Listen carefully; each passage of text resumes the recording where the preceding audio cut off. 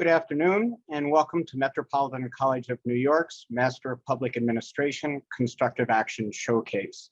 I'm David Hahn, Associate Dean for Academic Affairs, and I'll be serving as the technical producer of this afternoon's event. And with that, it is my pleasure to introduce Dr. Sophie Lee, your moderator for this afternoon. Dr. Lee is the newest full-time member of the faculty of the School for Public Administration and Affairs. Dr. Lee. Thank you, David Hahn. Good afternoon, everybody. My name is Dr. Sophie Lee, and as he mentioned, I am an assistant professor in the School for Public Affairs and Administration at Metropolitan College of New York. So today, I am very happy to present this virtual MPA in Public Affairs and Administration Constructive Action Showcase event, where 3 of our finest graduates are presenting their master's dissertation, which encapsulates their hard work and dedication. I am truly excited to learn about their research findings and the changes that they have made in their respective organizations and communities. But before we begin, I would first like to express my utmost gratitude to some of the people I would like to recognize. First of all, board member Audrey Cohen, Professor Patrick Ianiello, Dean Joanne Ardovini, Professor Satrina Boyce, and if I have now, and Professor Ruth Lugo, I see some faces here and there, but not everybody. So thank you very much for making the time for this event and attending to support our students and the program, and it really means a lot. And for some reason, if I missed your name, I apologize, but I truly appreciate all of your presence here today.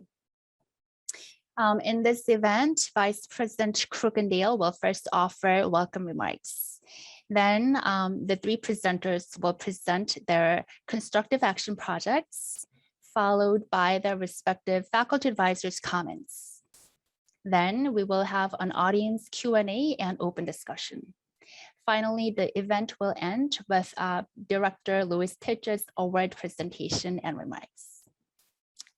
Now, Vice President Crookendale is going to offer official welcome remarks. Well, good afternoon. I apologize.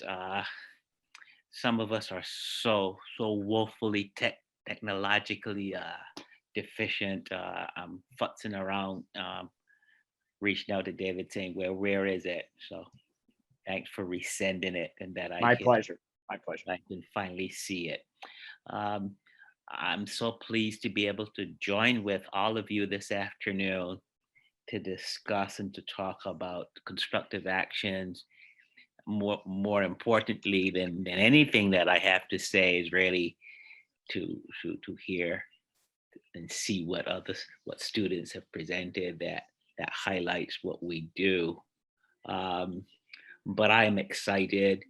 It is clear in my mind's eye that the constructive action is the centerpiece of anything that we talk about that is purpose-centered. Without the constructive action, what we do has no, in my mind's eye, has no real value or weight. But at the same time, what we do in challenging students to integrate and to marry theory in the classroom with a practical experience in the field through a field placement, to have that reflected in a document that encompasses a research component, that encompasses an attempt to pilot a project so that you can speak from firsthand knowledge about what the problem is, how can it be solved within the context of public policy and public service, and then to ask students to look backwards and forwards in an evaluation and to engage in a long range plan, in my mind's eye, captures three critical parts of the learning experience at Metropolitan College of New York. So I'll be excited to hear more about that. Okay, so Yep. this is a good point as any to say, welcome to all of you. The president was deeply disappointed that she could not be here. She specifically mentioned to me, but I know that Dr. Lee already has this under control. And I reminded David that because of her deep disappointment, she was insisting, she was making sure, please, please, please have this event recorded because I want to be able to see it. So on behalf of the president in her absence, I welcome all of you.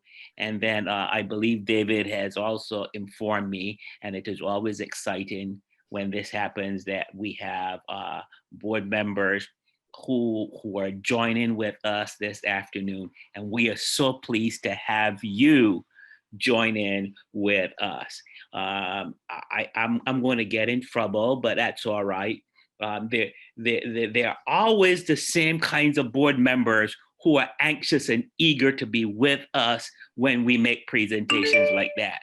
And that tells me, it informs me of the board members who are not just peripherally interested in what we are doing. It reminds me of those board members who are intimately interested in what we are doing. So for those board members, and you know who you are, thank you so much for coming. We hope that you will hear new and interesting things, but at the same time, a reaffirmation of what it is when we talk about constructive action.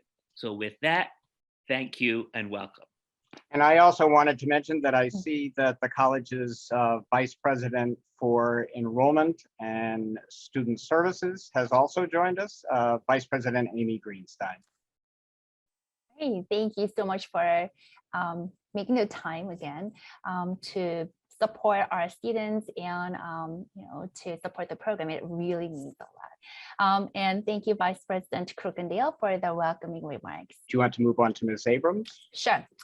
Then Alicia Abram is going to begin the presentation. Her work is titled as Breaking Recidivism and Determining Goals and Encouraging Strength, Successfully Transitioning Homelessness to Permanent Independent Living. Good afternoon, everyone. My name is Alicia Abrams, and I'm here today to present the Bridges Life Building Program, which is an acronym for Breaking Recidivism in Determining Goals and Encouraging Strengths. The pilot program Bridges is my initiative created to facilitate my constructive action plan. The ultimate goal behind Bridges is to reduce shelter recidivism among my target population, the homeless community at the Department of Homeless Services, Barbara Kleiman residents. Even though Bridges is a new program, based on the results, it is now a part of the independent living plan and client move-out process at Barbara Kleiman residence. During this presentation, the following would be addressed: background, reasons for homelessness, needs assessment, hypothesis of ideology, research design, triangulation, SWOT analysis, program implementation, program evaluation, reflection, question and answers at the end.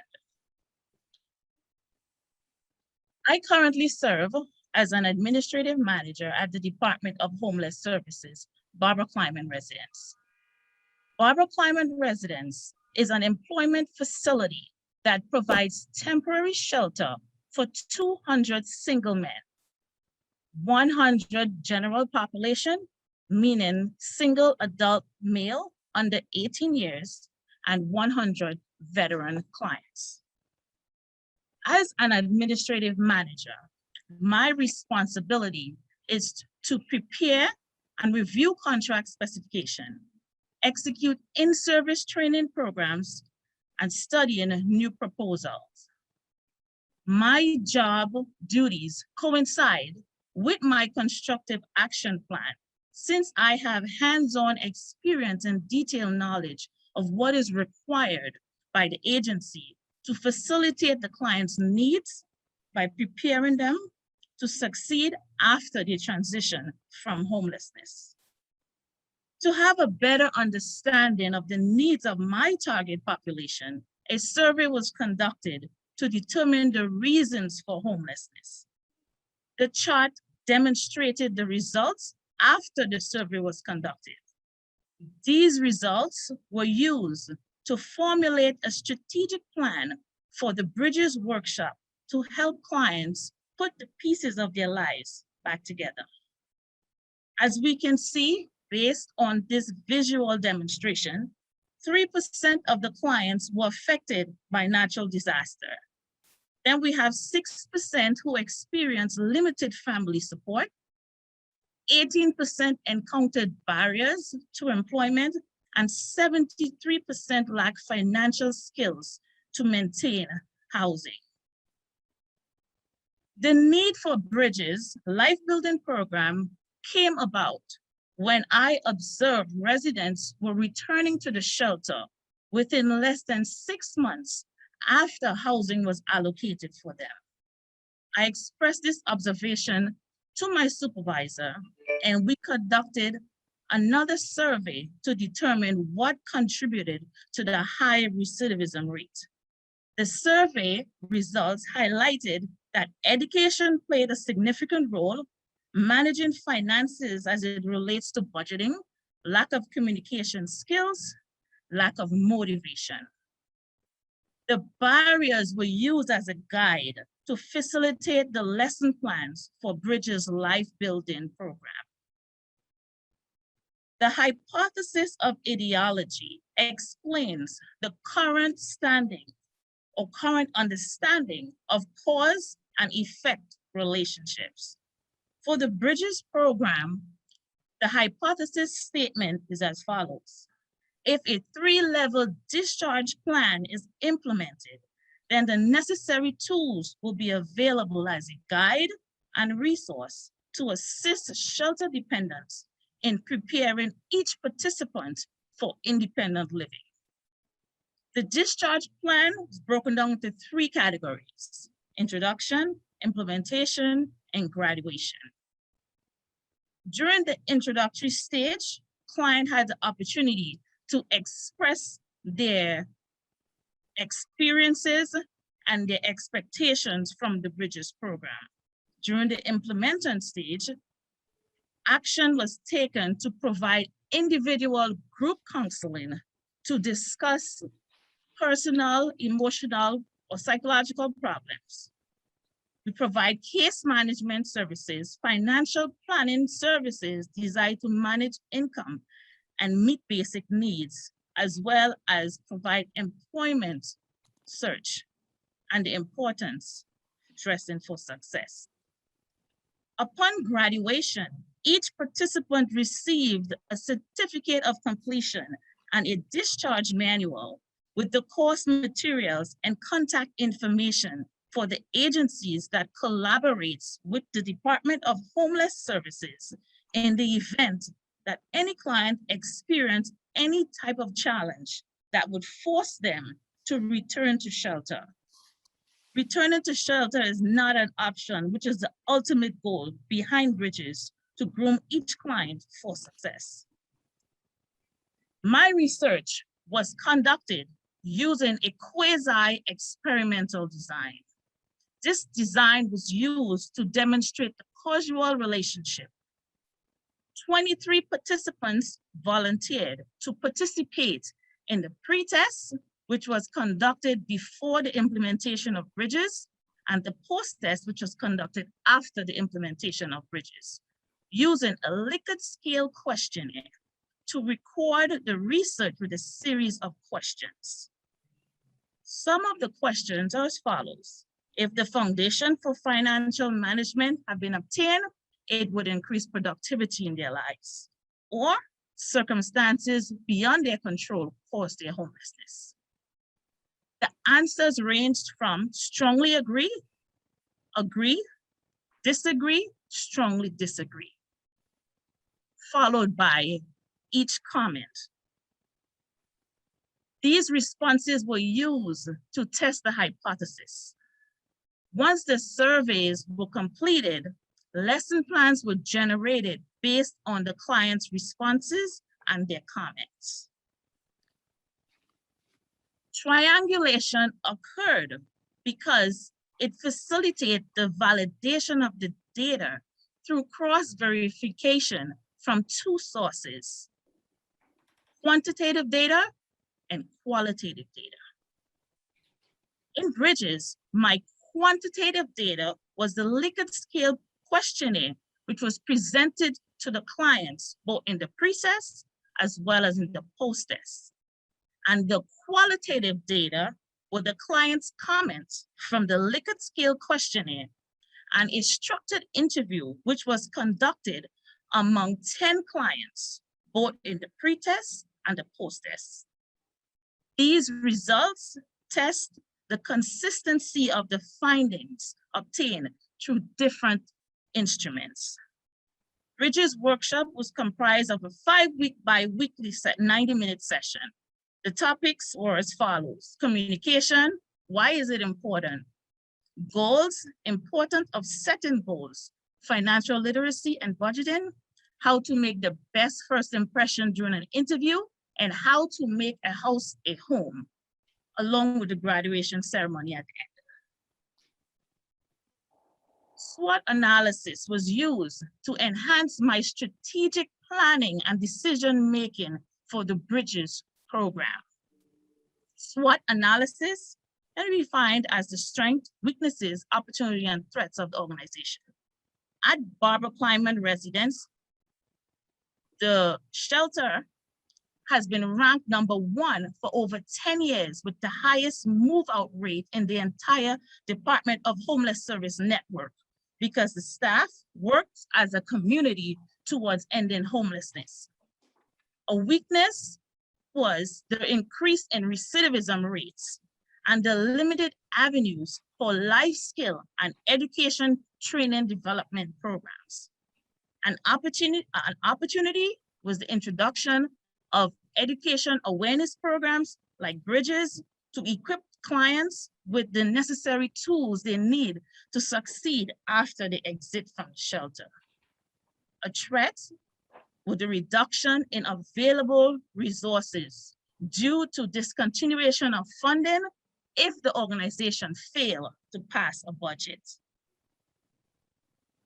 During the implementing stage, some of the challenges I encountered were recruitment strategies, trying to convince each client to participate in this voluntary program. Building self-esteem was another challenge because the population served were mentally broken and demotivated. The ability to build rapport and a trusting environment was another challenge encountered during the implementing stage. In order to obtain accurate results, a comparative analysis was conducted after the pre-test and the post-test to compare the results before and after the implementation of Bridges. Based on the results from the survey in the pre-test, as we can see, 23%, which is a combination of 17% and 6% of the clients that agree or strongly agree that if they received the foundation for financial management, it would increase productivity in their lives. On the other hand, in the post-test, 92% of the clients, which is a combination of 87% of the clients that agree and 5% of the clients that 87% of the clients that strongly agree and 5% of the clients that agree that the knowledge of budgeting is influential towards success after exiting the shelter. Overall, there was a 69% increase, which is the difference between the 92% in the post-test and 23% in the pre-test in the clients that believe Bridges positively impacted their lives. The ultimate objective of Bridges is to create a program that provides clients with the skills and the confidence to maintain self-sufficiency as they bring the pieces of their lives together during their transition from homelessness to independent permanent living. As a result, with the success of Bridges, the Department of Homeless Services adopted the program after the recidivism rate in the shelter decreased by 65% within 6 months from February 2021 to August 2021. And 84% of the clients that participated in Bridges program successfully moved out of the shelter with jobs or linked to employment opportunities. This concludes my presentation. All right, thank you, Alicia Abrams. It was very interesting. Also, your evaluation survey results were really impressive. Like, so many more of your clients responded that your program has positively impacted their lives, and it was heartwarming. Now, our first presenter, Twana Lee, now is the second presenter is back. We had some technical issues, but I guarantee you that the students' presentations and their projects are certainly worth waiting for these technical issues. So, all right, so I am now going to introduce again Twana Lee, and her work is titled Ensuring Effective Communication at NYC's Administration for Children's Services. Good afternoon, everyone. I just want to apologize again. It was out of my hands, but there was some technical difficulties, but I'm happy to be back. My name is Twana Lee Brooks again, and I am one of the recent graduates of the MPA program. And I'm really honored and proud to be here this afternoon to share with you my CA project, Ensuring Effective Communication at New York City's Administration for Children's Services. Okay, so here we have our table of contents, and this really just outlines every piece of the presentation that you will see forthcoming. My understanding is maybe this will be distributed at the end, and you'll be able to kind of walk through everything and find what you need. Executive summary. So within my presentation this afternoon, we will discuss the Administration for Children's Services mission, which is to promote the safety and well-being of children and families by providing critical services. We will specifically address the PAMS area of ACS, and they are responsible for the quality assurance and evaluation of over 48 preventive agencies, and that covers 103 programs across the 5 boroughs. During the research, we will discuss how within the PAMS unit, communication inefficiencies were found. There was a loss of valuable time and reduced productivity. The research components that I used were interviews and surveys, and they really provided the opportunity for me to address. The scholar, which is myself, I worked closely with the ACS leadership, the managers of the PAMS program, other staff, and most importantly, the information technology team, which helped to formulate the vision. There were a series of technological components that I developed along with manager trainings that were put together to improve the communication and the workplace efficiencies that were implemented. At the end, you will see that the implementations were evaluated, which were the technology components and the manager training, and they were evaluated to see the effectiveness of what was implemented. And also we will discuss how the lessons learned led to best practices, and they helped to leverage the model and its success. So the Administration for Children's Services, a lot of you may have heard about ACS throughout your lifetime, but it is a agency, and we are one of the agencies, the one and only agencies responsible for the safety and well-being of New York City's children, families, and we do that by providing excellent child welfare, juvenile justice, and early care and education services. For the presentation and where my CA was implemented, it was in the PAMS program area. The PAMS program is the evaluation and quality assurance portion of ACS. The program is made up of 1 director, 4 program managers, and 4 quality assurance supervisors, 15 program evaluators. I am one of the 4 program managers. My hypothesis, if communication improves, then the agency will become more effective. And I just want everybody to just look at that one more time. If communication improves, then the agency will become more effective. The components of research that I used were interviews. I conducted interviews that included 10 questions and 4 respondents. Those 4 respondents were the 4 managers from the PAMS program. I also disseminated surveys. Those surveys were given to 10 of the 15 program evaluators.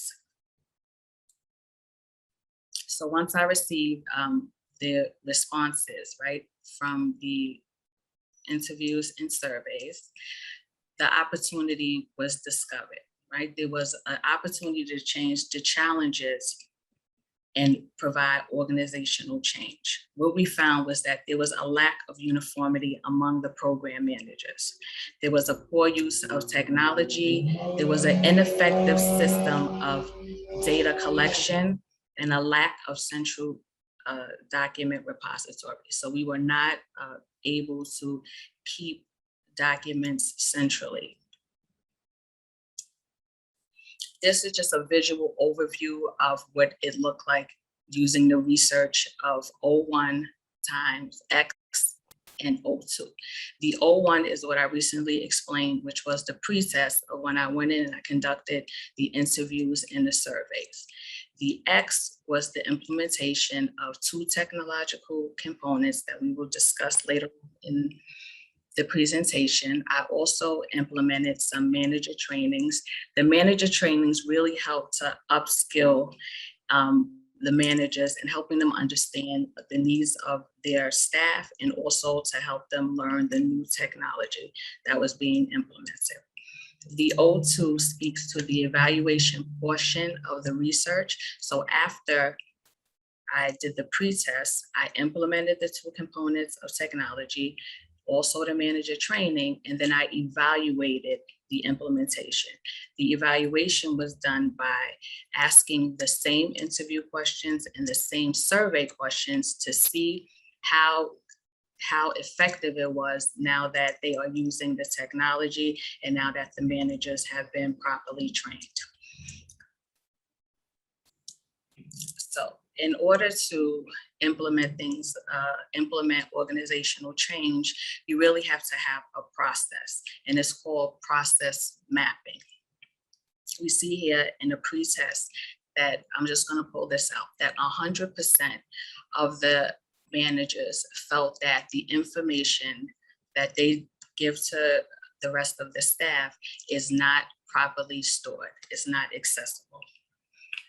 After the implementation of the PDR, which is the PAMS document repository that I developed, and also the case concern tracking system that I developed, the post-test revealed that 100% of them felt that they were now storing information in the PDR and in the CCTS. So what that really showed was that the evaluation, that it was really effective, the new components that I introduced to the program.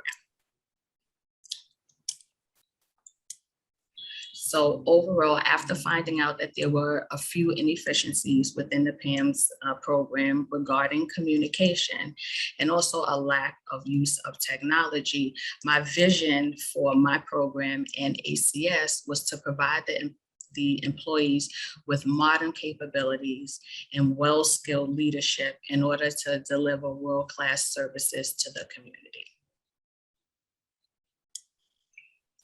So here is the re-engineering. So once I had my vision, the re-engineering process allowed us to look at what our issues were before, how the implementation would help the agency after.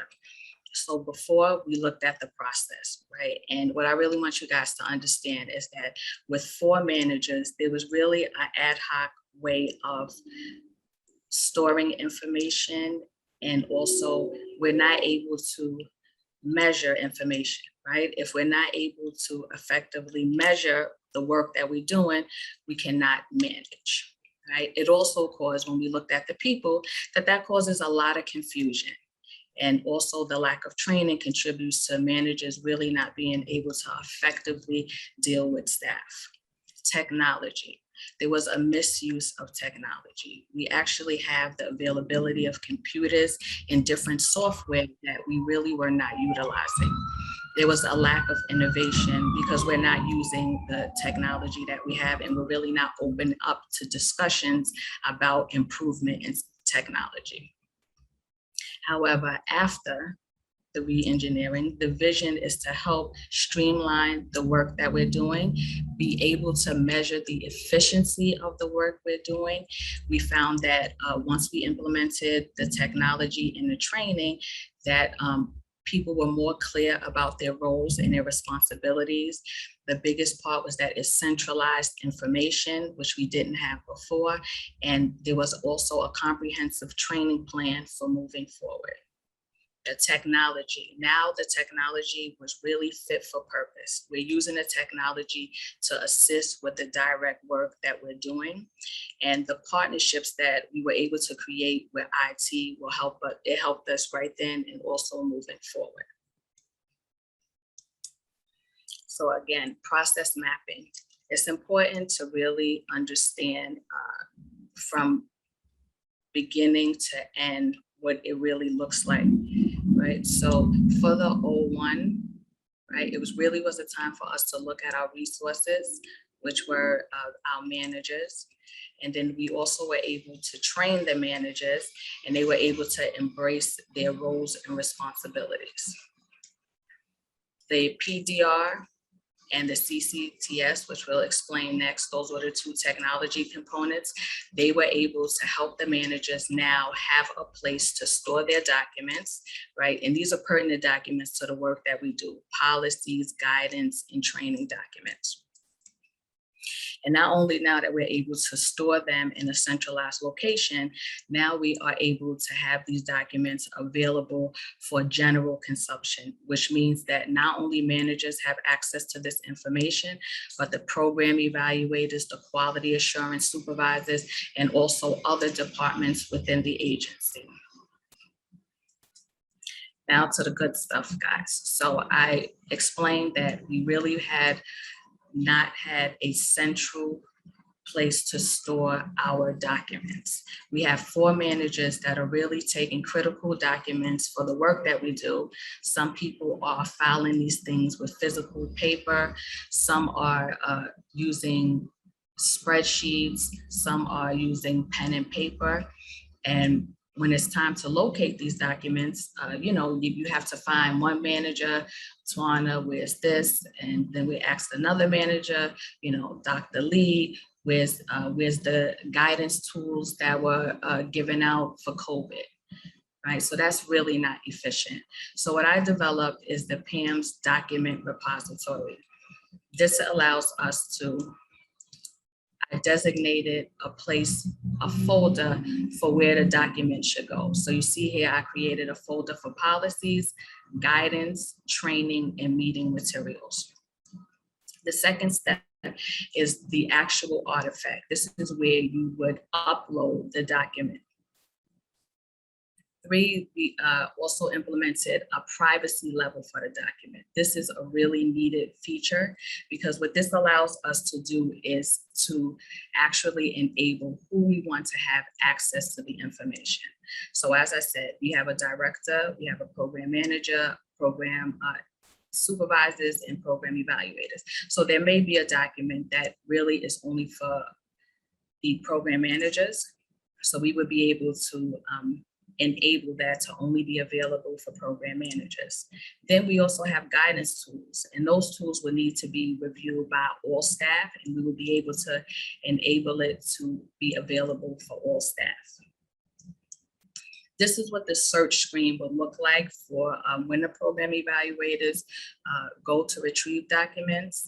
And what you can do is you can go in and you can put a date. You can also put actually a range of dates to find a document that you're looking for.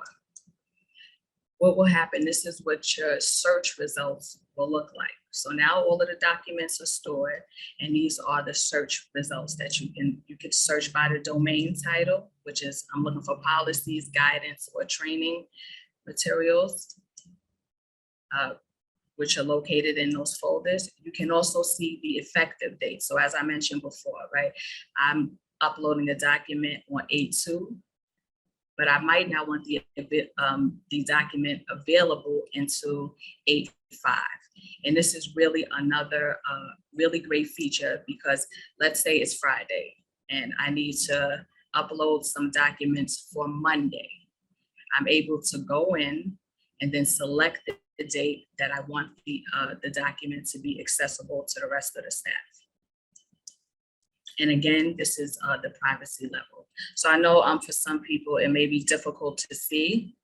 So I'm just going to, so this is what the PDR looks like.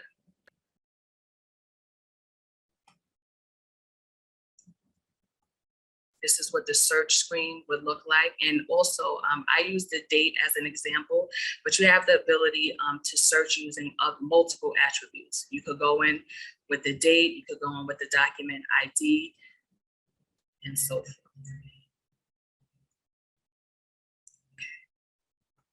Your search results. So this is what you will see after you select your document. You can see the ID, the title, the domain, which is which folder it'll be in, the effective date, the privacy level, who published the document, and when the document was published.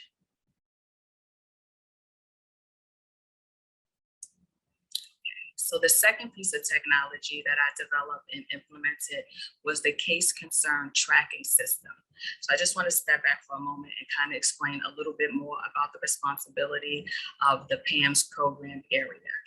We conduct evaluations of each of those 48 preventive agencies. And we go in, we take a sample of the cases that the agency reviews, which are families, and we look at the quality of practice. Each manager is assigned an agency. And when we assign our agencies and we conduct our reviews, each manager is really able to conduct their reviews and gather the data however they want, right? So this is, again, how this ad hoc process of storing and gathering information. However, when we do that, we only have access to this information, right? So what the CCTS allows us to do is that it gives a uniform way for the program managers to conduct their evaluations. So now,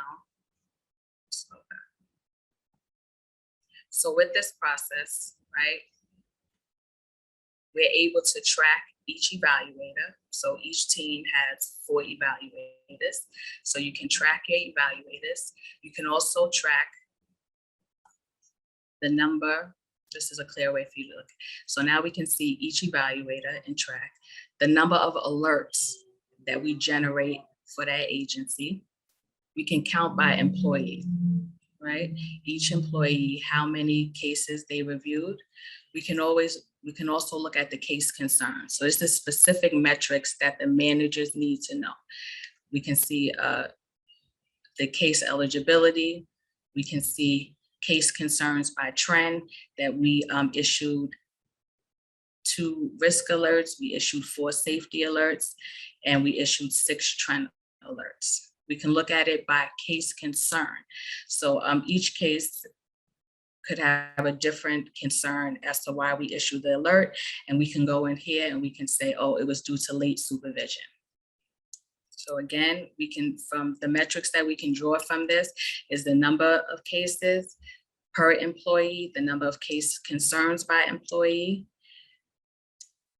and also we can count them by the trend alert. I really want to emphasize the importance of this. This allows each manager to access information about the review that they did.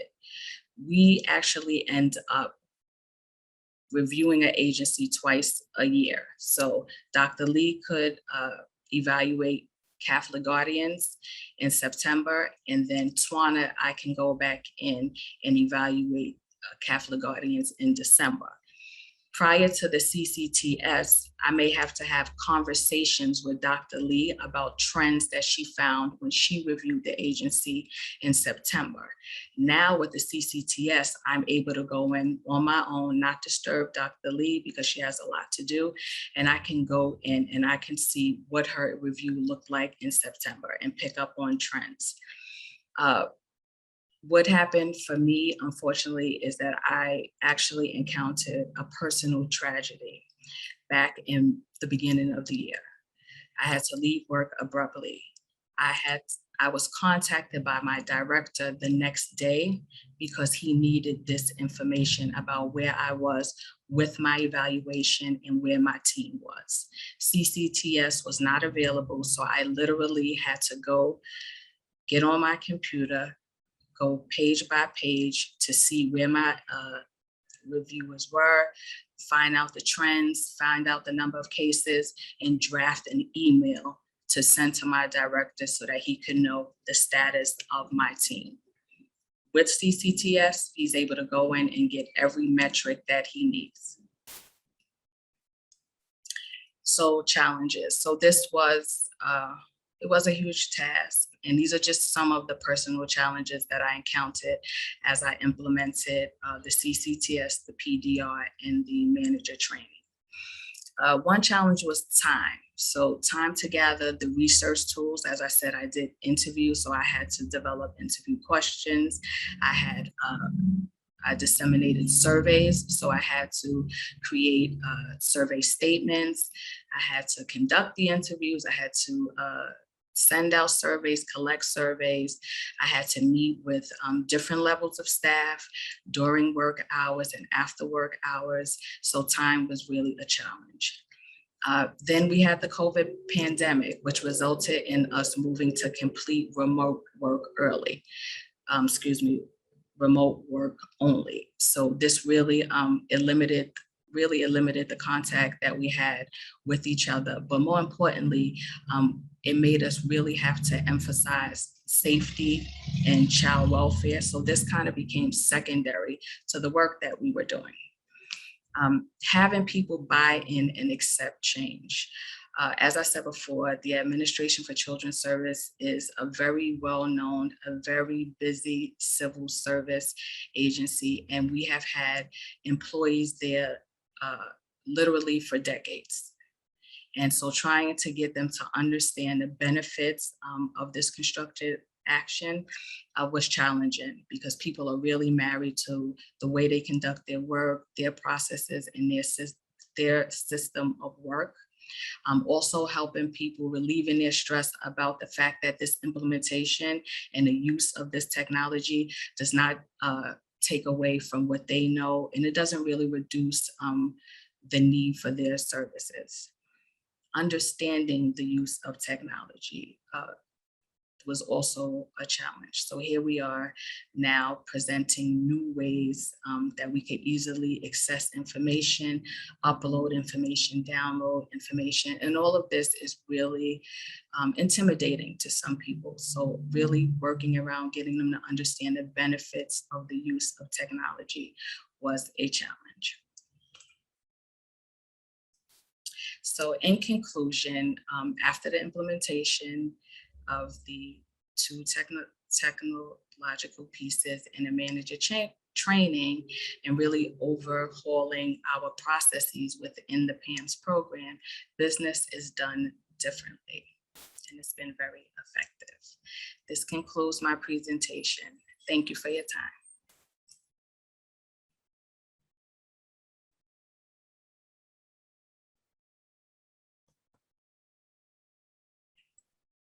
Right, thank you, Twana. Your data document storage system implemented, especially regarding the technological aspect of it, was really impressive.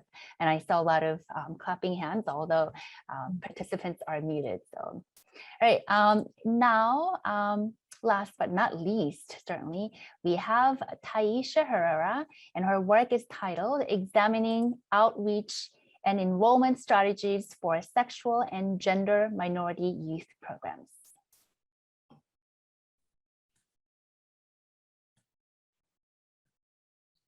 Good afternoon, everyone, and thank you for joining us all today.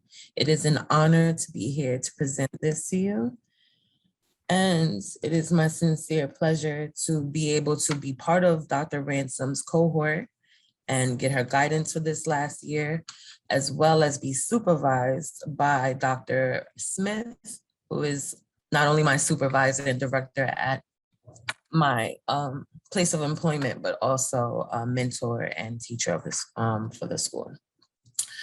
My name is Taisha Herrera, and I will be presenting to you examining outreach and enrollment strategies for sexual and gender minority youth programs.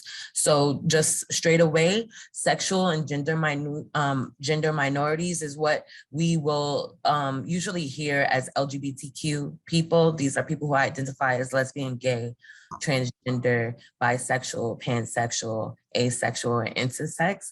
So for academic purposes, we're going to refer to them as sexual and gender minorities.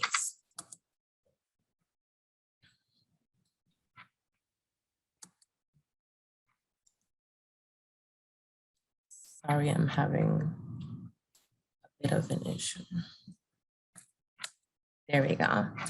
So this is my presentation agenda, and we're just going to go over my role and vision, overview of the programs we have, the needs assessment, hypothesis, data collection and findings, program design, implementation, evaluation, pilot program conclusions, a little bit of my long range, and what the current status of the program is.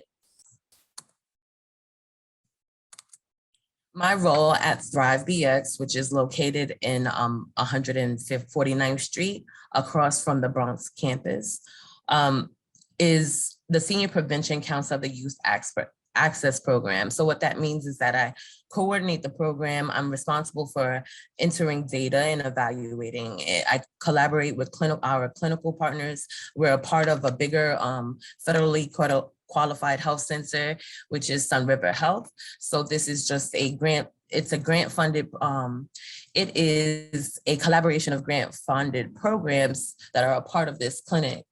And I'm responsible for clinical collaborations. I also provide rapid antibody testing for HIV, Hep C, syphilis, and then also urinalysis for chlamydia and gonorrhea.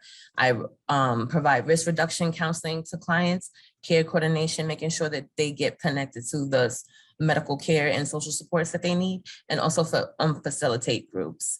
My vision, not only as part of the CA project, but also in my role at Thrive and as a community member, is just to improve the program because it leads to improving my neighborhood. Thrive is located in my neighborhood and I've lived there all my life. And I feel like every client that we have is someone that I can potentially be living next to, influence, help out, and having that personal buy-in helps me to soldier on and get these projects done. So Thrive comprised of 3 programs. It's a youth access program, which serves 13 to 24-year-olds who identify as sexual and gender minorities.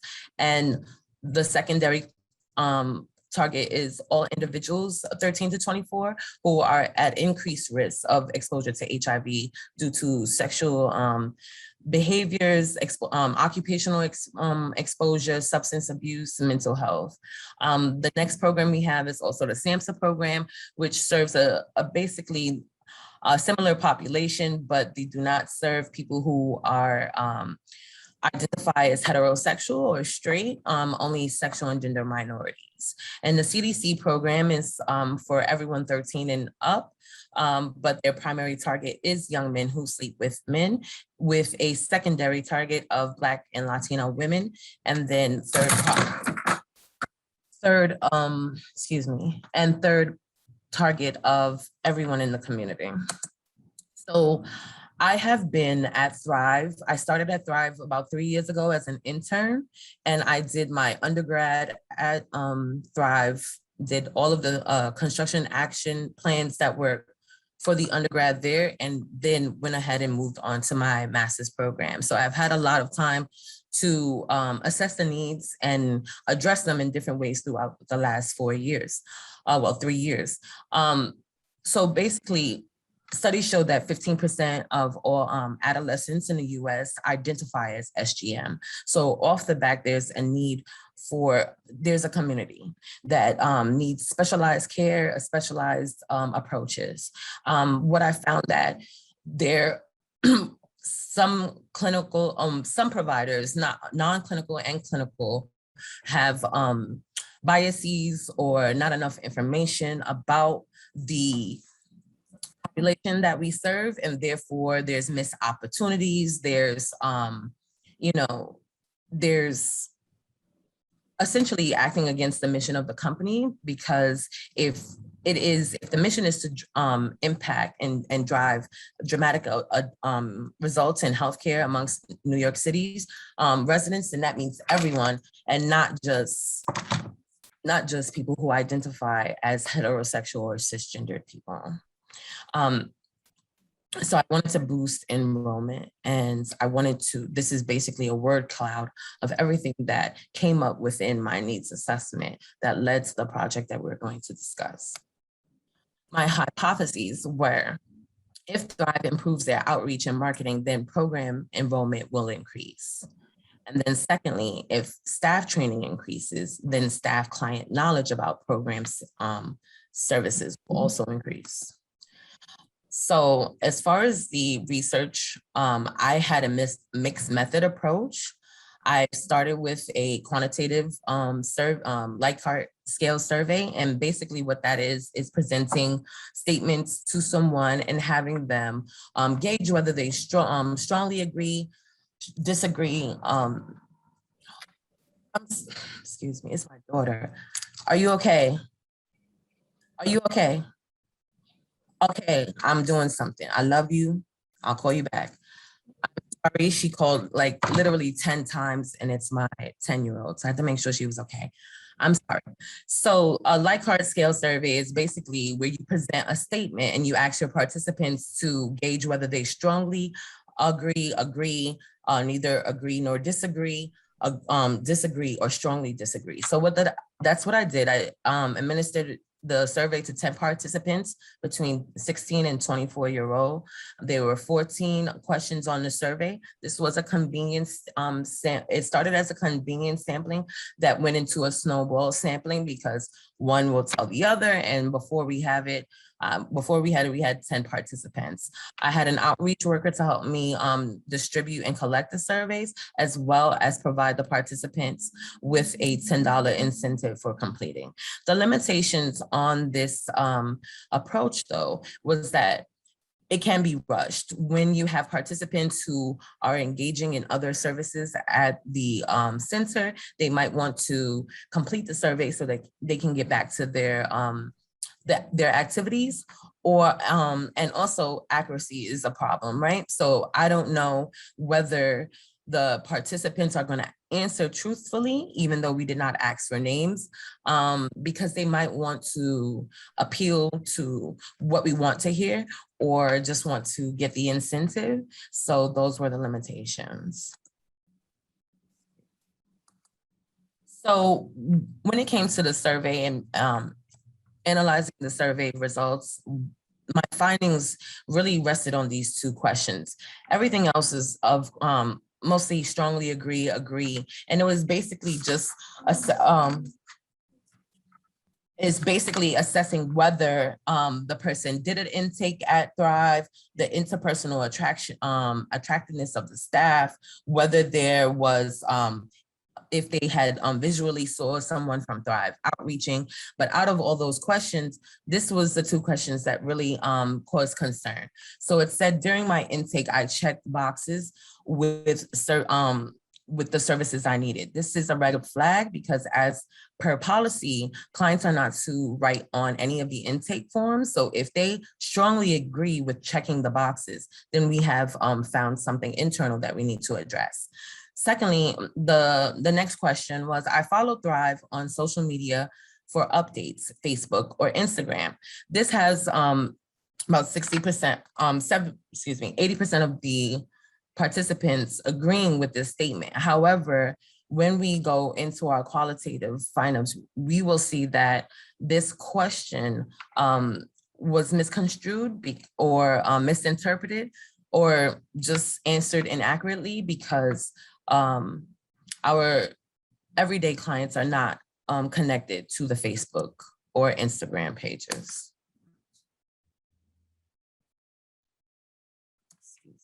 So what was learned? I learned in the quantitative analysis that consistency is everything. Consistent measures to ensure that clients who enter the space have completed all their intakes. We need that. So because it was a drop-in space, anyone can come in and sit down and have a meal, use the Wi-Fi, take a rest in the chair. But however, we don't have systems in place to assure whether or not this is a returning client or a new client. Another thing is that Thrive staff consistently need training and overviews of Thrive and the funders protocol. So what I found is training people once or twice was not enough. And there has to be refreshers that are scheduled throughout the course of the year. And then thirdly, it's necessary to administer surveys amongst Thrive participants as part of quality assurance and an improvement tool. So there are QI activities as part of the grant. However, Thrive should have their own personal survey that is ongoing that we can administer and collect results and implement change. The qualitative portion of the research study was a virtual focus group. Because my program was open through the pandemic, I aimed to do the focus group in person. However, I was not able to get enough participants to participate during the time I allotted for the focus group. So I had 3 participants from ages 18 to 25. It was a convenience sampling that we used from posting on social media. It was social semi-structured. And I showed them 2 flyers as well as the Thrive Facebook page. And one flyer was a services flyer that basically just had all of our services on it. The second flyer was a flyer for an event. And then it was the Facebook page. And basically the questions centered around what were their first thoughts, what would they do to change it? And they were provided a $10 Cash App or vendor card for their participation. So these are my findings. The flyer that you see, the image posted, is the flyer that was used before this program and before the pilot program. And this is what the focus group participants were commenting on during our focus group. So they said that the flyer basically communicated that Thrive was a safe space and had a lot of services. However, it was bland. It for the population, it looked like a school flyer, right? And then in regards to the Facebook page, one of the participants said that it made Thrive look like a startup company instead of a company that had been established for 5 years at that point. It also revealed during the focus group that the clients actually get their information from the outreach worker on personal Facebook page and not the company's Facebook page. another participant said, I'd never seen this page before. So once I got these responses from the focus group, that led me to go to the Thrive Facebook page and do a little investigating. And what I found is that even with using pseudonyms or AKAs or, you know, glammed up names because they're a younger crowd, even with looking through that, I saw none of the active or active participants of Thrive or members actually on the Facebook page. These were people who were essentially just stumbled across our page. So what was learned? Through the focus group, I learned that symbolism is important. Young adults like information in photo format. Of course, we're in the era of pictures. Everybody wants information fast, don't like to read. So I have to work on that when we are making any kind of promotional materials. Representation matters. So when you use any kind of person or silhouette, it should reflect the people that you are trying to serve, right? And then that goes also into the cultural responsiveness.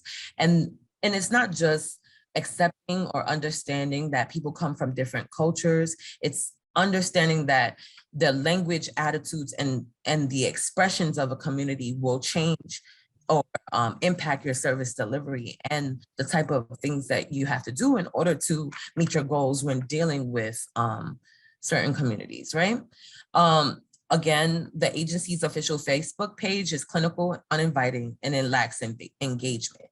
The focus groups should be held more frequently to improve outreach and service delivery methods. So in the program design, I basically had 4 outcome objectives and smaller process objectives.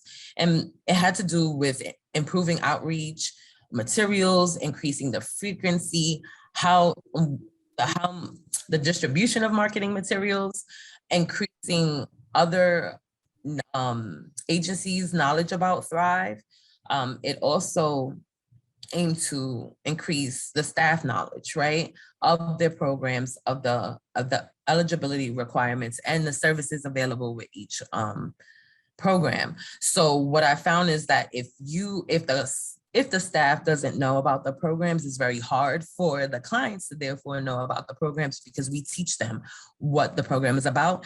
And if we are not communicating the goals and objectives of the services available with the program to other agencies efficiently and effectively, we're not going to build that knowledge about the program.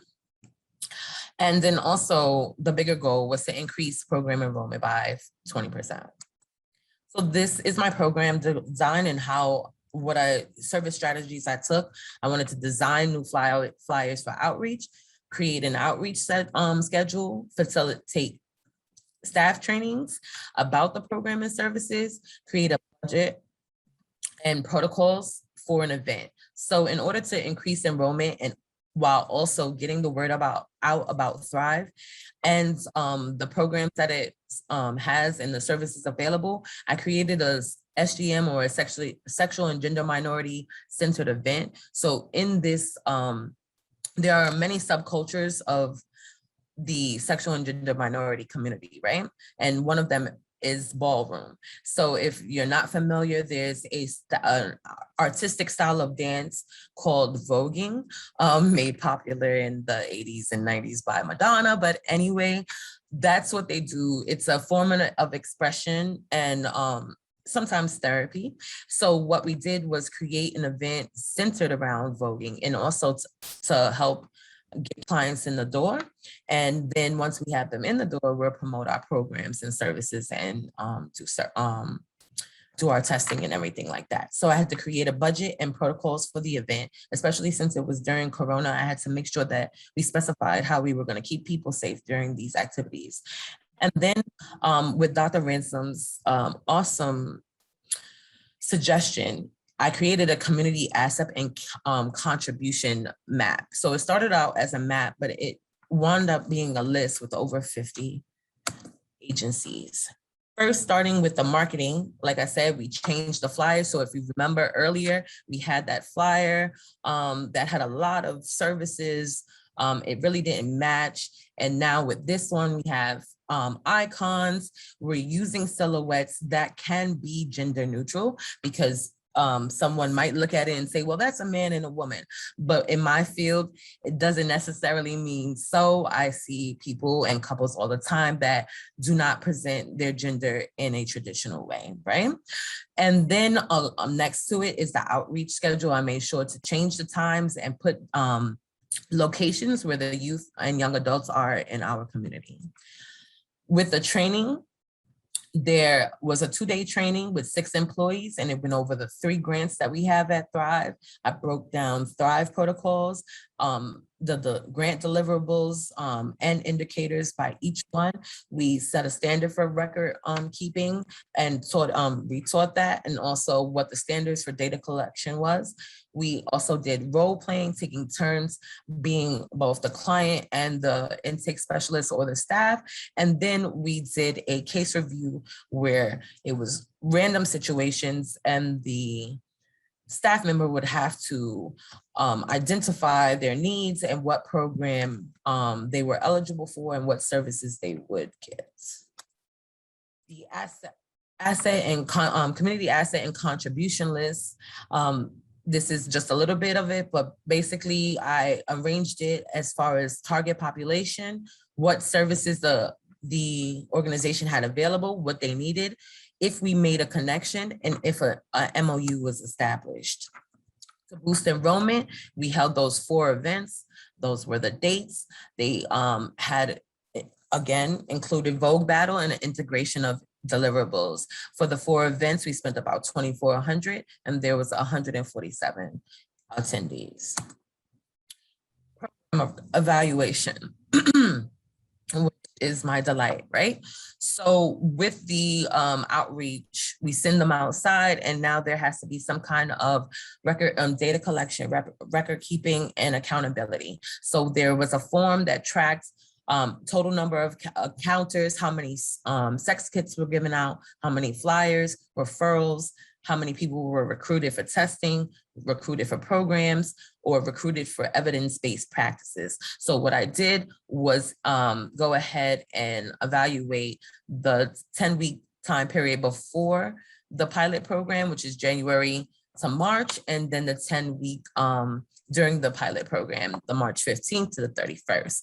And what we do see is substantial increase in the rate of change as far as how many encounters there were, how many things were given out. What we did see a decrease in is how many referrals were given and how many service flyers were given out. And this could basically be because I did switch up the flyers. I didn't have all the services on one flyer. So instead of giving someone a flyer that didn't serve their purpose or had too much information on it, when the outreach workers went out now, they were talking to clients, talking to community members and getting a feel of what services they actually needed and giving them that flyer. Excuse me. I did a quality assurance grid. So what you see is the enrollment package elements, and there's different parts of the enrollment package. There's identification, demographics, sexual risk history, non-sexual, mental health screenings, substance abuse screenings, psychosocial prep screenings, determination of needs, and intake notes. So basically the big numbers next to it, the 46, 56, as you go down the line, those are what the numbers were before the project. And then inside of the yellow box highlighted, we have the difference between it. After the pilot program, I was able to go back in and look at the numbers during that time. So we went from 502 errors on intake packages to only 73 errors. And this was basically a tool to assess whether or not the trainings were effective and if the staff retained the information. The Thrive Connection Grid, that's what it wound up being called, which was that asset mapping and contribution list. And basically I made a grid and I wanted to track exactly how we were connecting to other organizations in the community, right? So by using this grid, I went through emails, telephone conversations, everything that you can think of. And I went ahead and organized it. And what happened was during the time period of the pilot program, we were able to exchange emails with 21 new organizations. We were added to 10 distribution lists, email distribution lists that we had not been added to before.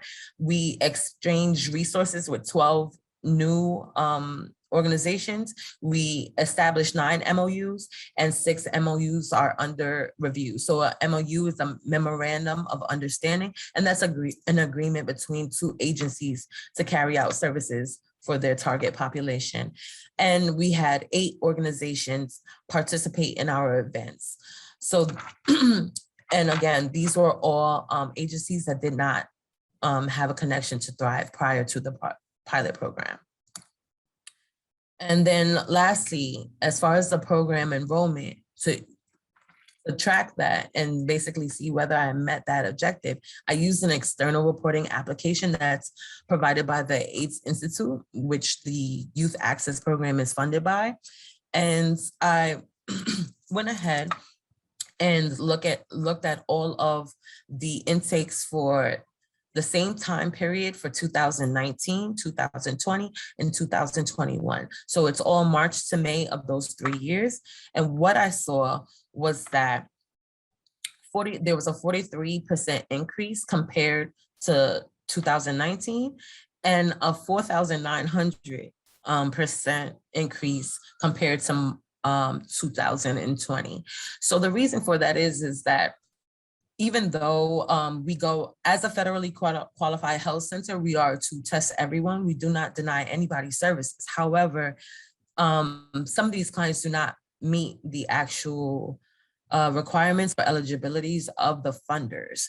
So these are the pure numbers. As far as there could be 100 people enrolled for that month, but excuse me, in May of 2019, there was 183 people enrolled throughout the programs for Thrive. However, only 50 of them were actually eligible based on what the grants specify.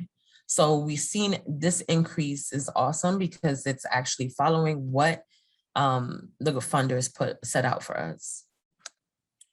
So the pilot program conclusion all comes down to one thing: commitment. And what I learned is that commitment to the project and the staff commitment to the project is just as important as any of the activities or fundings and resources that you can have for the actual program or your initiative, right? So it would be best practice to consider commitment levels when you're doing your planning. Something well put together can easily fail based on staff buy-in or stakeholders buy-in. I want to thank you all for your patience and your time here today. And it was a pleasure to be able to share my last year and 250 pages with you in this short time.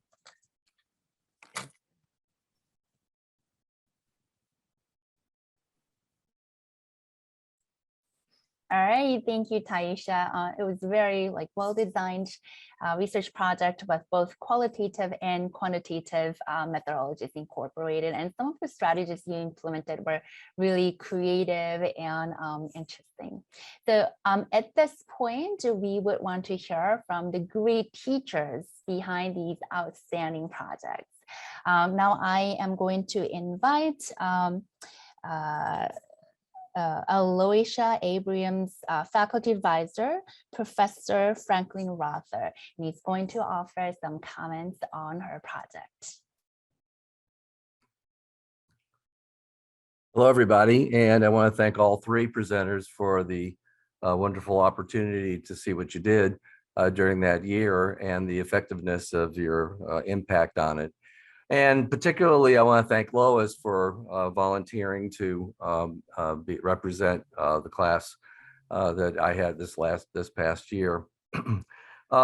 My basically, having the students identify a project oftentimes takes several weeks to settle things in. And Lois was one of those people who came in already having an idea about the problems that were needed to be addressed by the homeless population that she was serving, and worked with colleagues to really have that almost ready made when she came in. And so she was able to construct her questionnaire.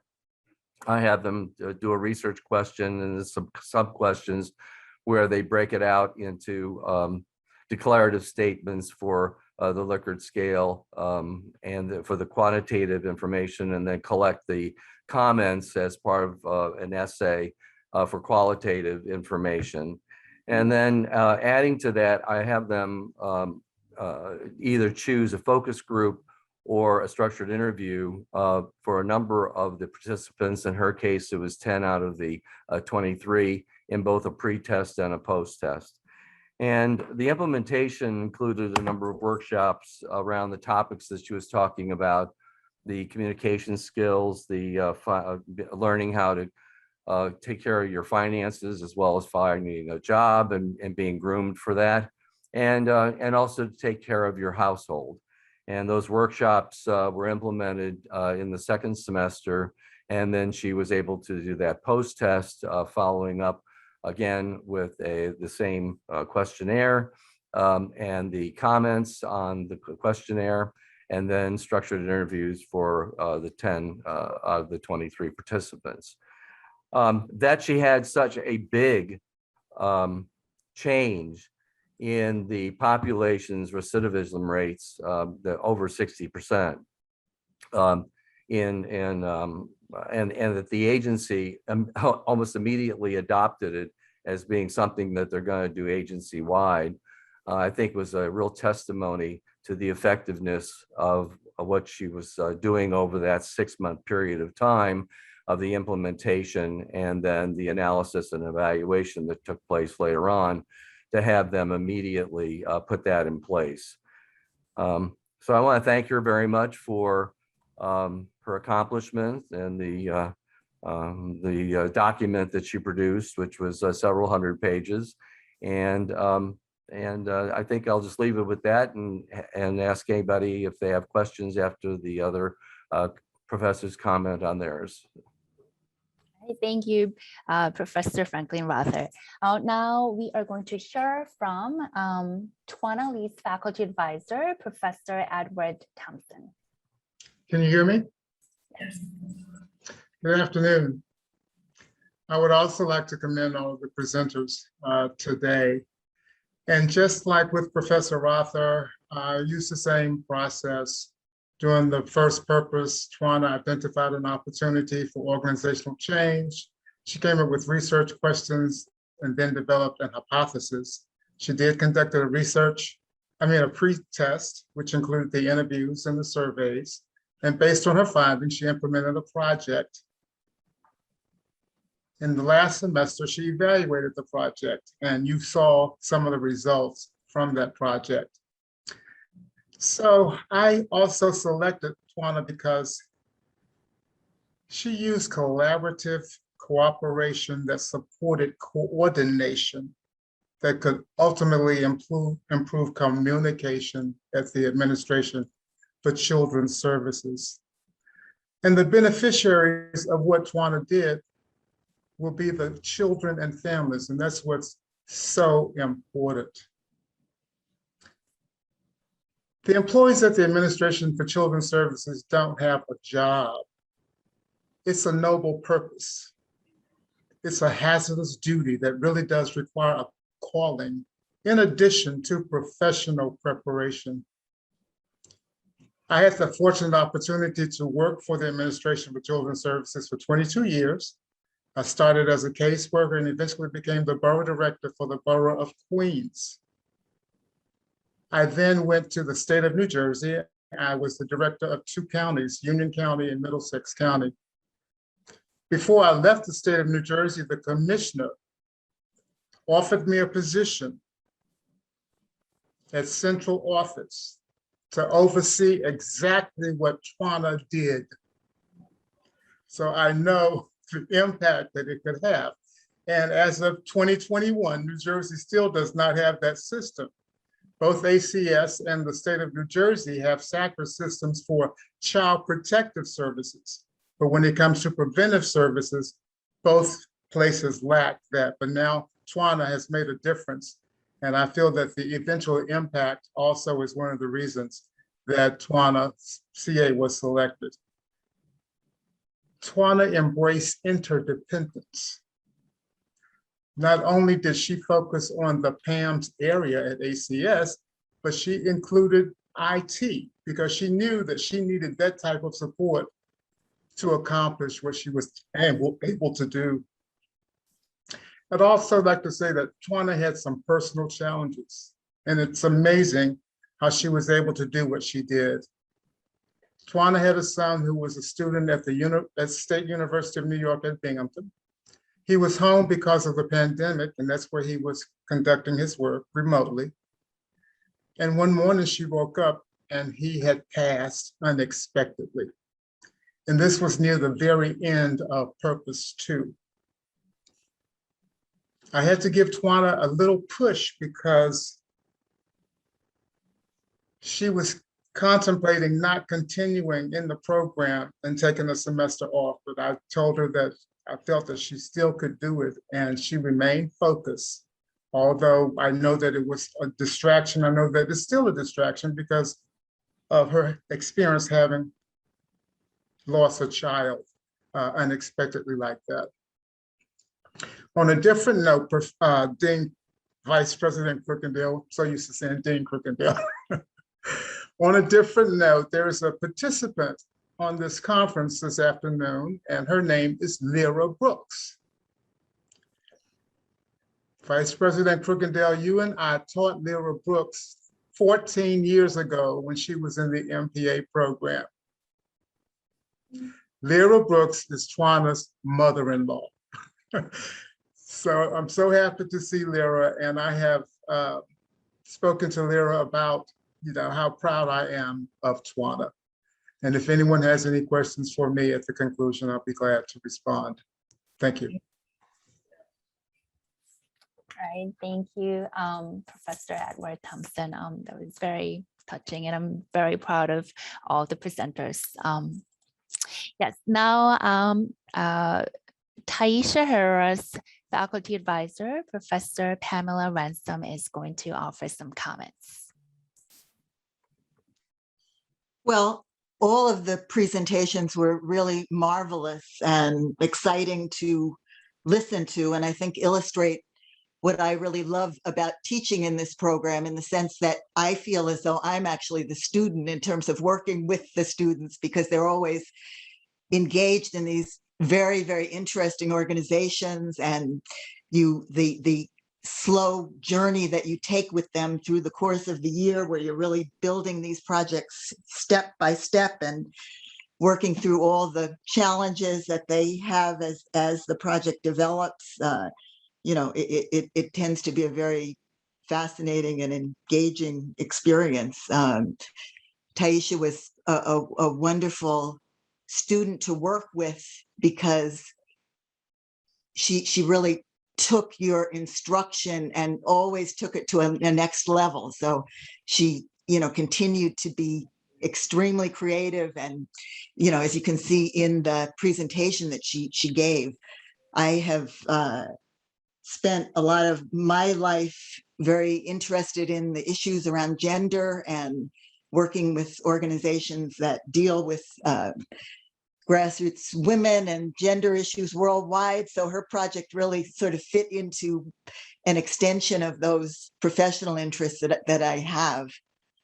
You also see some of the things that have emerged over time in terms of working with these projects. Over time, I began to realize that the implementation was often very hard to actually develop and track. So, I ended up putting in those little timelines for the student to really put down tasks that they were doing and sort of guide them through the tasks. And you see that illustrated in some of the the slides that she showed you. So again, you know, it was I recall holding her hand at the end because she was having huge meltdowns when we got to the very end. So I had to push her over the finish line.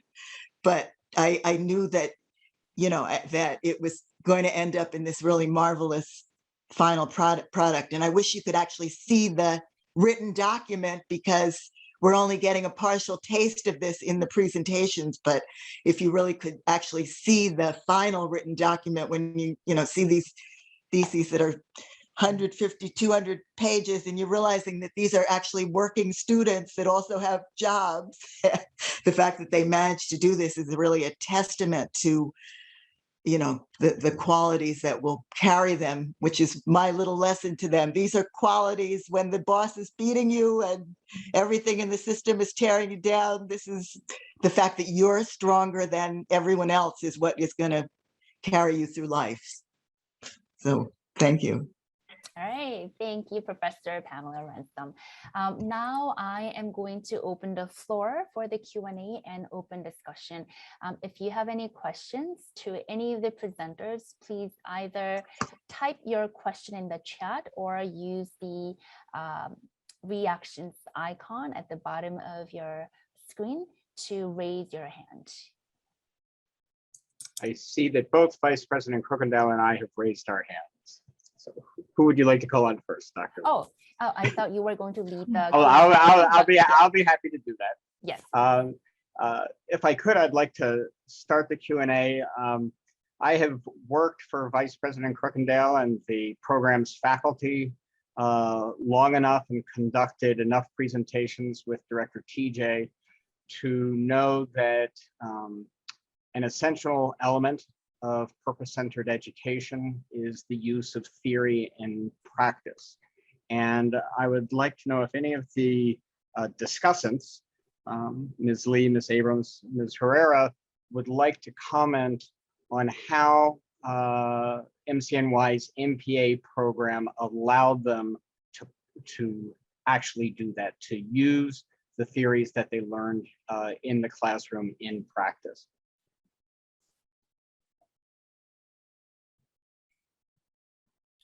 I'll take a small stab at it. So I think initially, one of the things that was really helpful was understanding my organization. Having worked there 20 years, I really did not have a real look at the development of the agency, the stakeholders, the overall stakeholders, understanding a bureaucratic run agency.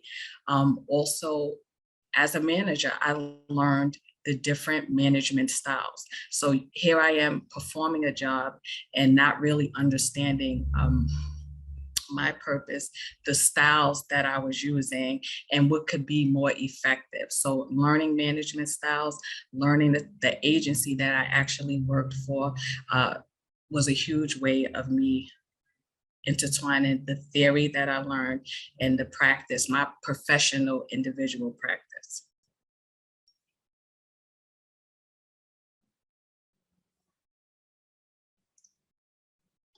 Thank you very much. Vice President Crookendale. I don't have so much a question as I do a couple of observations, if I may. Dr. TJ and myself, we've been in the program from its very inception. And I'm so heartened to see in these three really, really magnificent and wonderful presentations that at the core of what we do that makes up the constructive action has essentially stayed the same. We have not wavered in our commitment. We have not wavered in what we demand of students, and we see it here this afternoon. I'll just go on to say, I know that the Vice President for Enrollment Management is on, and the President had, as I said in my opening remarks, was very, very interested to know that we can record this We have such wonderful testimonials in these three presentations for what we do and what we do so remarkably well. And I'm hoping that the Vice President for Enrollment Management can see some parts of what's there and says we can showcase the MPA and what they do. And then I would go on to say, because if I steal your thunder, Dr. Lee, please forgive me. But it is just also heartwarming to see so many of my colleagues on this presentation, so many faculty who are instrumental in making the constructive action work, because it's not just the CA as a succinct document, but it is the CA that is informed by the theories that is presented and the discussions that are presented in all of the dimension classes from purposes 1 to purpose 3. And so to see my colleagues that are here representing the dimension side of what we do is also particularly heartwarming to me. And so I am just overflowing with joy, with pride. The president of the college has said, and I think she said it jocularly, but in truth and in fact, I think if you look at what these three magnificent presentations represent, what the president has hinted at is perhaps true. She said in a lot of ways, students from the MPA program run the city of New York. And you can see that in Mrs. Lee's presentation. You can see that in Ms. Abram's presentation. You can see that in Ms. Herrera's presentations. So I am just,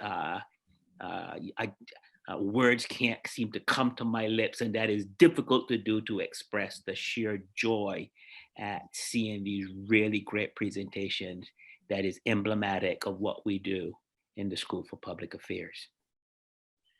Thank you. Ms. Herrera.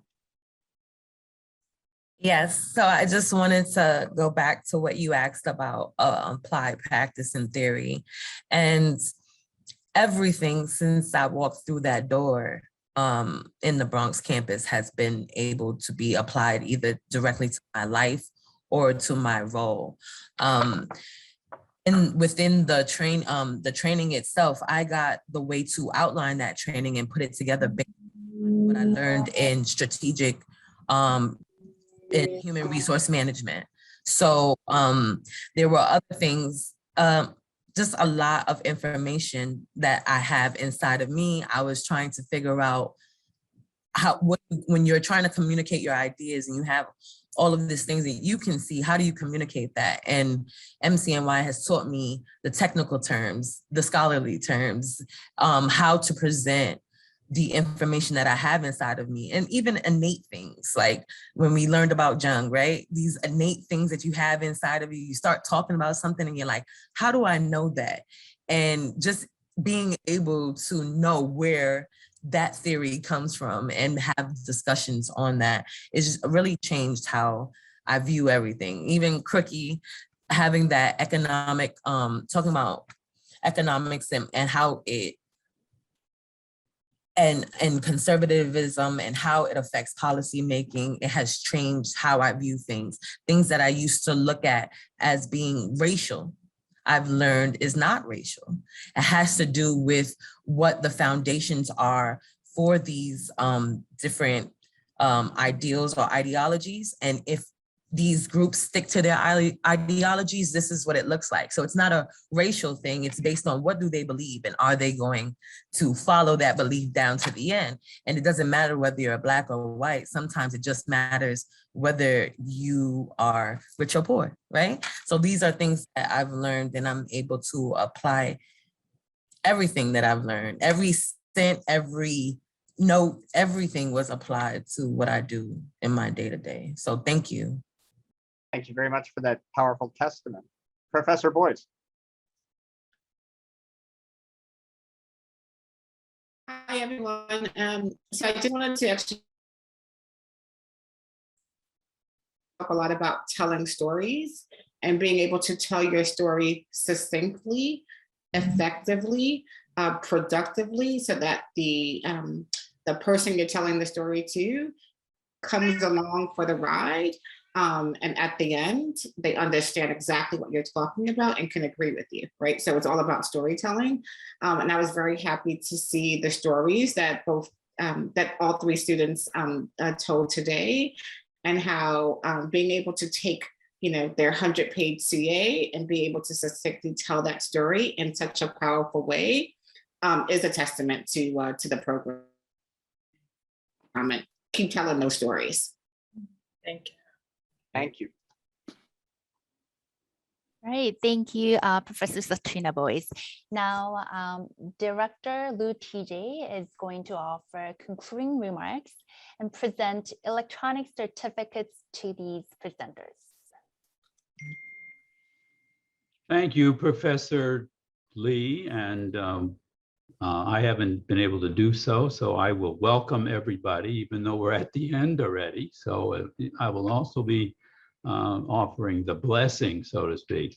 While I was listening to the presentations, a word that I didn't hear explicitly, but a word came to mind that I encountered many times over and over and over in the literature about purpose-centered education, and that is empowerment.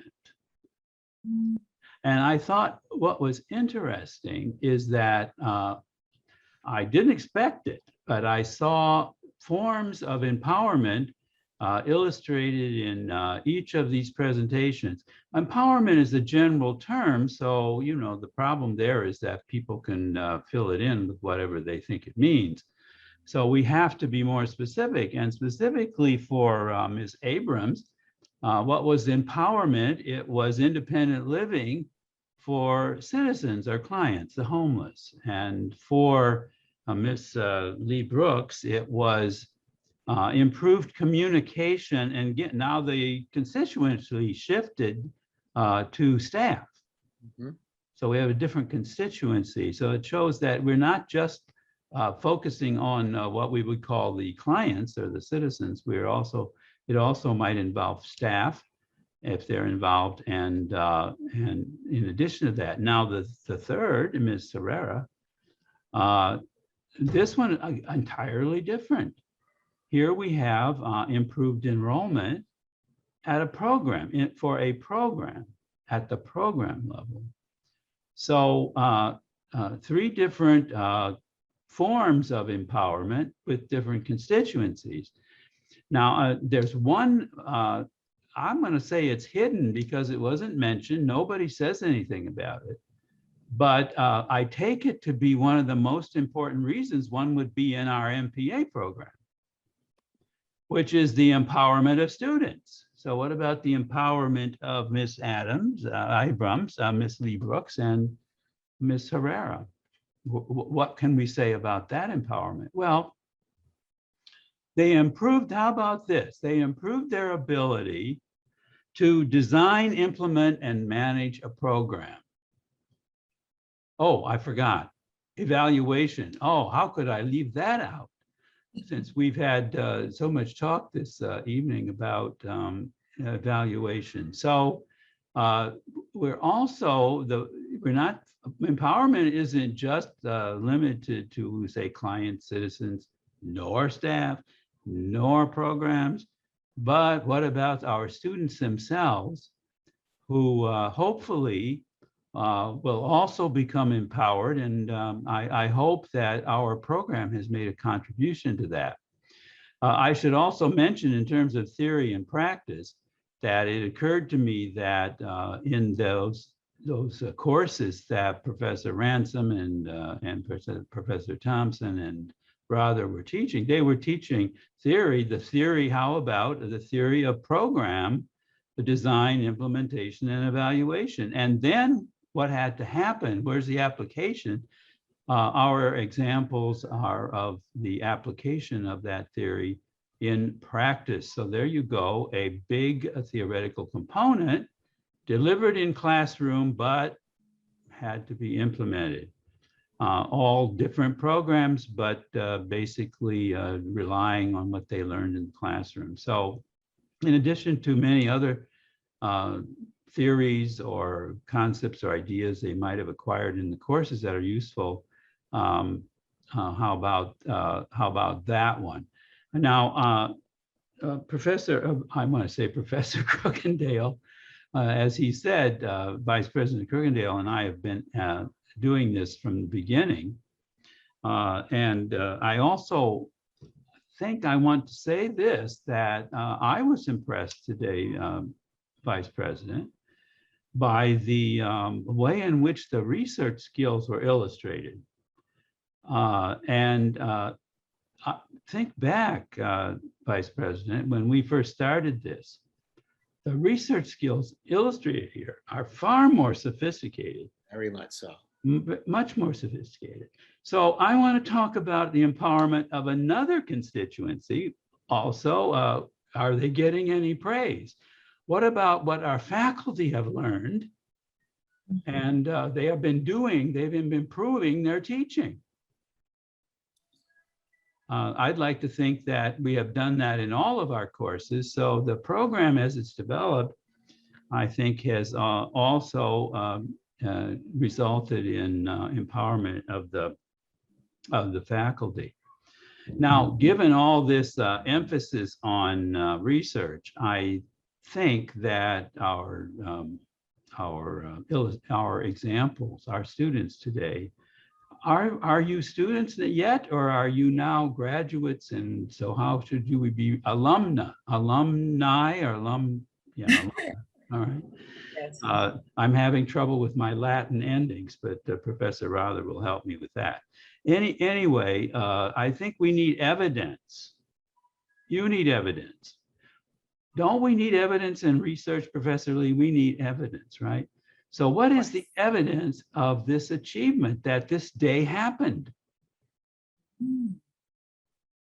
Well, I'm waiting because I'm expecting what might appear is a certificate of recognition. Voila, there we are.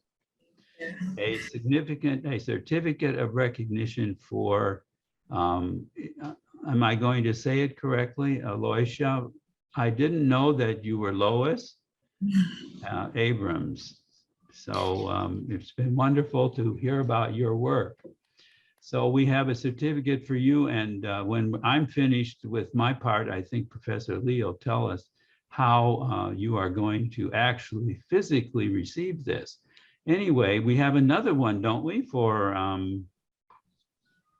Twana Lee Brooks, certificate of recognition for her excellent constructive action work. And then finally, as they always say, certainly not least, right? Certainly not least, Ms. Herrera. There she is, Taisha Herrera, who learned about, I thought that was just a wonderful insight, Taisha, about conservatism and the base and ideology and its role. That was a big lesson, because there's so much noise out there that getting any clarity about these ideologies is just bound to be useful. So I want to say congratulations and fine work. I'm delighted. I'm really proud to say I'm now director of this program. It's really produced such excellent results. So thank you all. Great. Thank you, Professor TJ, for the speech on empowerment and presenting the words to our students. Finally, I would like to mention that this event couldn't have happened without the help of Assistant Dean David Hahn, Professor Tamala Ransom, Professor Lou TJ, Professor Edward Thompson, and Professor Franklin Rother. Also, I would like to express my utmost gratitude to Vice President Crookendale for sponsoring the event and finally resolving the technical issue and showing up. All right, now I am officially going to adjourn the meeting. Thank you very much for your time today. I look forward to all the changes these students will make in their respective communities in the future. I am very proud of all of these students and their faculty advisors for the outstanding projects we have learned about today. And have a great weekend, everybody. Thank you, Professor Lee. And I'm now allowing you to unmute yourselves if you'd like to talk amongst yourselves before beginning your weekend. Thank you, everyone. Be safe. Thank you. Thank you. Thank you, everyone. It I'm was marvelous. I'm saying to everyone, Good to see you, Lyra. how do you know there's nothing better than MCNY? It's the best. Say it again. Oh, no. Say it again. There you go. But be sure to send the recording out to the community so we can get more of all of these students. I have a son that just graduated MP from the year before. I've been sending them. Family. She said, children, the grandchildren, the in-laws, the neighbors, she said everybody. my constituents. Yeah. You know, everybody. I think your life changes. Exactly. The MPA program, they really changes your life. You're never the same again. And you're always thinking, you're always using your SWOT, your everything is always right there in your everyday life and everything that you do. And we are family. We are family. Cookie is just there. I talked to Professor Thompson, everybody, I mean, and you can see it. And I'm sorry, our strut is different. Yes. We wear it well. Thank you for sending tight Twana our way. I think you need to do Joy to commercials, have Ms. her. Brooks. You're still there. Look at you. I mean, you know, I remember when I was being stressed out, because you know, Professor Thompson, you got to get to know him. He's always going to push you. He has the ability to see the light in you and your worth, even when you can't see it. So when I'm giving him my best and he's telling me it's not even halfway there, you know what I'm saying? So, you know, you see, I wear glasses now, right? You know, that MPA will do that to you. But So, you know, it is Lyra, such a pride. you should also mention that this young lady's father was also a graduate.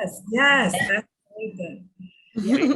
Yes, my dad. Yep. 19 Oh. class of 1998. Oh, wow. I'm Wow. look at this. Yep. Family. Well, I'm telling you, it's nothing better. And I'm just pleased to see Twana, you know, join our alumni, you know. Thank you for sending And- her a very, yeah. very, very, very bright and coachable young lady. I enjoyed her very much. Thanks, Crookie. And I'm still going shopping down at. I just, I wanted to say to Professor Thompson, there are no words. He mentioned it lightly about giving me the push, but I honestly wouldn't be at this point if he didn't push me. And it wasn't just a push. He picked up that phone and he said, Twana, you can do this. And he pushed me. So I appreciate that. But this faculty, the program, as my mother-in-law said, the program is absolutely amazing. Purposeful education, purpose-focused education is really needed. One of the reasons why I didn't go back, I had my undergraduate over 20 years ago. And one of the reasons why I didn't go back is that I couldn't find exactly what I needed to learn, right? What program is going to feed me so that I'm strong enough and I could have the knowledge, right? Have the theory and show me how to actually execute it so that it makes sense and that I could actually make a difference. And MPA does this, MCNY does that. This MPA program is absolutely magnificent. The professors, the faculty is I've never been more impressed with a group of people coming from different backgrounds and just really coming in and giving 100% to each student. I just applaud them. You guys are amazing, and thank you. To my fellow classmates, Taisha helped me along the way. She didn't even know me. She helped me. Lois helped me. And it's just a testament to the program and what the professors teach us how to conduct ourselves, and we are truly a family. So I thank everyone. I just We're want to gonna make you a TV ad. Yeah. Yeah. I cry too much. You can't. I also wanted to mention that, and I'm sure this is true of Twana and Taisha, that Lois was the glue in my group that pulled everybody up. And I'm sure with the kinds of presentations I saw from the other two presenters that you pulled everybody up and made them all better, and also pulled them to the finish line. And so I thank Lois for being that in my group this year, and I'm sure the two of you were that in your groups. Good job, Lois. Thank you, Lois. Thank you, and thank you, Taisha. Thank you. Thank you both. I was so happy to see y'all when Dr. Lee stated who else would be. I know it was supposed to be two other people. So when she took us all and I saw us three, and I'm like, wow, to be standing next to you, we're not really standing, but to be standing next to you two is quite a privilege. Excuse me. I get all teary, but it's quite a privilege. And just hearing what you presented and the way you are going to continue to change your communities and people's lives around you is just very inspiring. And I'm very glad to be part of this cohort, because we rock. Like, nobody can say they went through a pandemic and got their MPA and did the things that we did with children. We are 3 Black women who went through an extraordinary last 18 months. Okay, so kudos to us. Thank you, faculty. Dr. Ransom said she saw me having this before because I've cried to her before, and she pushed me through. Same thing for you, Dr. Smith. Since the day I saw you in undergrad and you said, hey, you look like you could be my family, you've been pushing me through. Crookie and TJ, y'all are a dynamic duo when it comes to those dimensions. I don't know if y'all know it, if y'all talk beforehand or not. The way you bounce things back and make everything connect, y'all change the way I view the world. Even amongst this whole thing in Texas with all these rights and everything, I was able to look at it objectively and discern whether, if this is really a problem, the way that we react to it, or about preserving what the Constitution had involved for us. I wouldn't be able to say that the framers put things out a certain way and they're just making sure that we don't too much involved. I wouldn't be able to say that to you a year ago, Crookie. I would be like, what's going on? Why are they so like, why are they letting this happen? But I understand the importance of keeping the government in check. And I understand the importance of being able to have certain freedoms, including coming to MCNY and changing my life for the better and meeting all of you. So thank you so much. This was completely just one heck of a ride.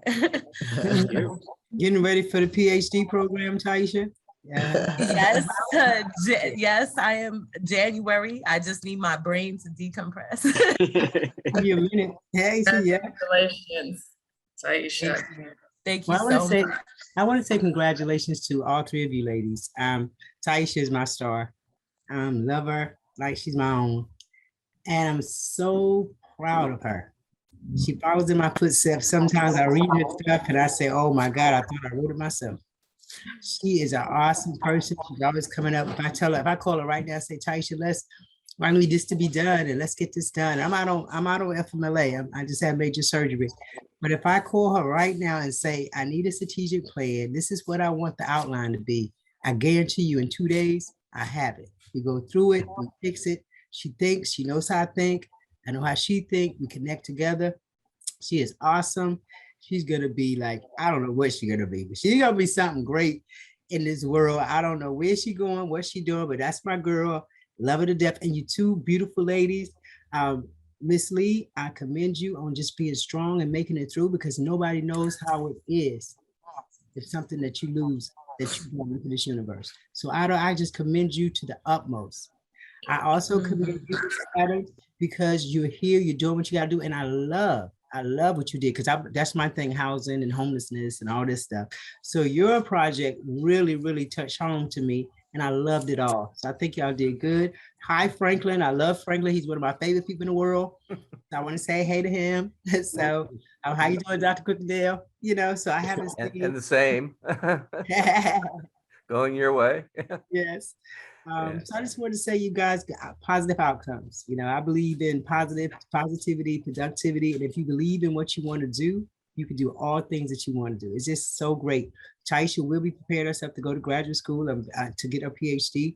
I'm very proud of that. I mean, I push it, and I want you ladies to do the same. Take a break, give your head a break, but go in there and get everything that you can get, because the more you get, the better off you'll be in this society. I'm telling you. I think we see 3 future New York City or New York State commissioners of their populations. I know they're gonna be somebody. I don't know what they're gonna. I agree with you on that one.